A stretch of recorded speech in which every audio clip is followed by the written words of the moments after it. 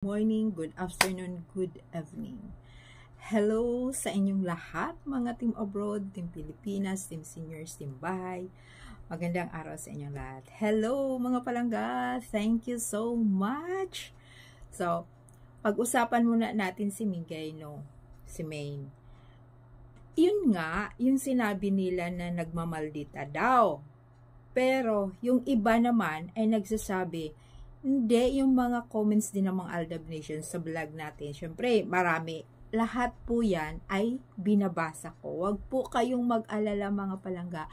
Nababasa ko yan, binabasa ko yan isa-isa. So, nababasa ko yung mga comments nyo na, hindi, Ma'am MG, ano lang yun, parang palabas lang. Diba?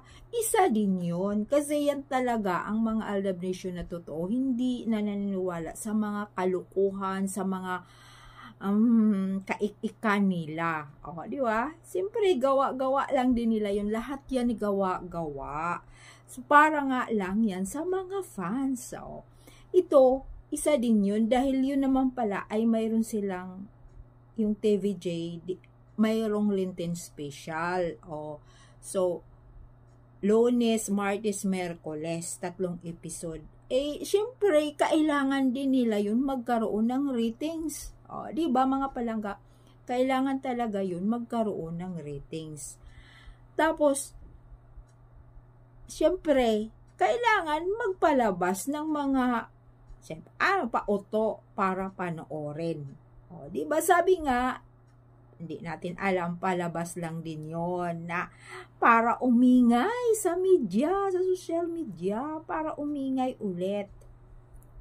Pero, nako, alam mo, hindi lahat na magiging tagumpay yung mga mapaglinlang. Di ba mga palangga? May katapusan ang lahat. So, ito na nga, nangyari na nga na ikwento ko sa inyo. Kasi, ayan na naman, marami na, mayroon ding nagsishare, syempre, yung kapatid niya, ni Kongge, kinasal, kay Sanjo Marodo. Ngayon, syempre, ayun na naman, binabalita. Pero, mayroon ding, doon, na nakita ko, wala naman doon si Mingay. Siguro naman, mayroon na namang bakit naman wala ganon? So, nilagyan na naman nila. Alam mo, yung mga sarsuelistas hindi natutulog. Siyempre, tuloy-tuloy pa nga rin hanggang ngayon. Ayan, nandoon na naman. Para lang naman doon, estatwa yung nilagay nila doon si Mingay. Nasa inyo na kung maniwala kayo, wala pong katotohanan yun, puro lang po panlilin lang. Mayroon nga doon kunyari video, kasi nga andoon nga daw si Catherine, nandoon yung mga barkada, nandoon din si Daniel, yung ex daw, ayun.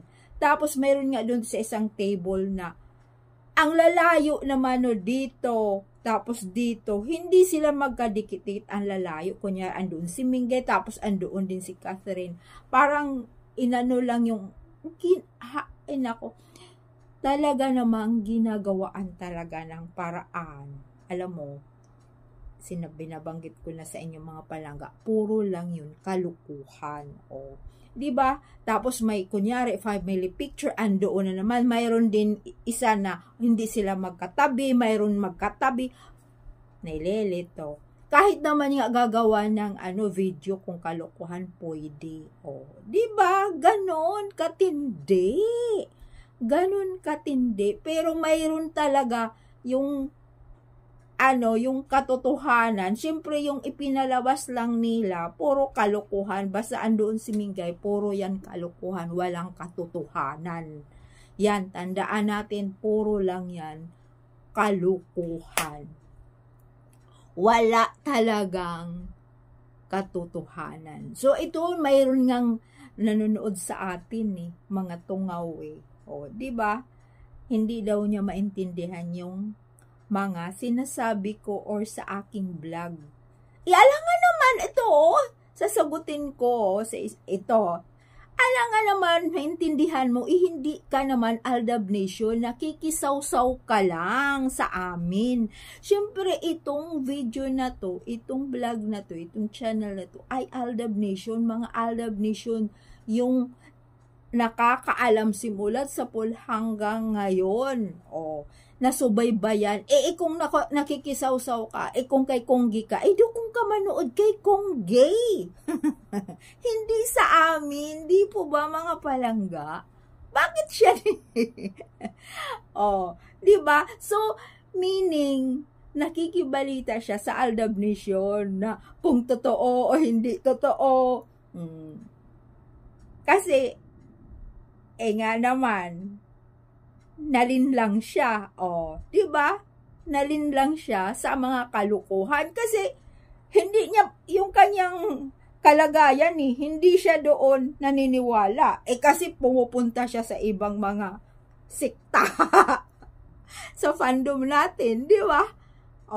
Hindi siya doon steady doon kay Konggi. Bakit hindi? Di doon na lang siya doon kung Mingay siya, di doon siya kay Mingay, hindi sa Aldab Nation dahil hindi talaga niya yung kakampi.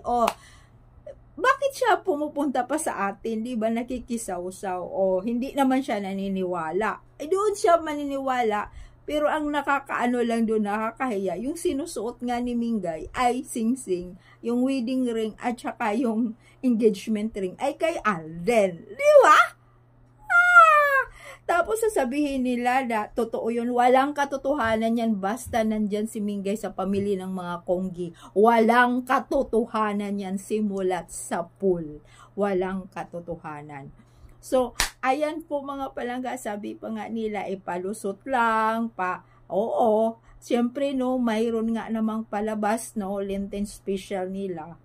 Kailangan nila ngang pataasin ang ratings dahil fight na next month dahil nga ang Showtime ay mapunta na sa GMA. So, andoon na, napakaganda na yung mga nila, syempre yung kanilang show, Channel 7, dalawa, Channel 7, mag-GTV, so sabayan papalabas ng Showtime. So, ayan, nga naman, last, mayroong, nag-survey, mababa talaga ang ratings ng 8 Bulaga. 4 lang something, 5 yung, yung Showtime. So, mataas na nga ang Showtime. Diba? Kaya, subaybayan natin yung kanilang mga bardagulan, kung sino talaga ang mananalo. Pero, ito lang masabi ko, hindi lahat yung mga sarsuelistas, yung mga kalokohan nila, kahit nasa showbiz ka, may hangganan. Di po ba mga palangga? May hangganan talaga, may kaparusahan. Thank you for watching mga palangga. Bye!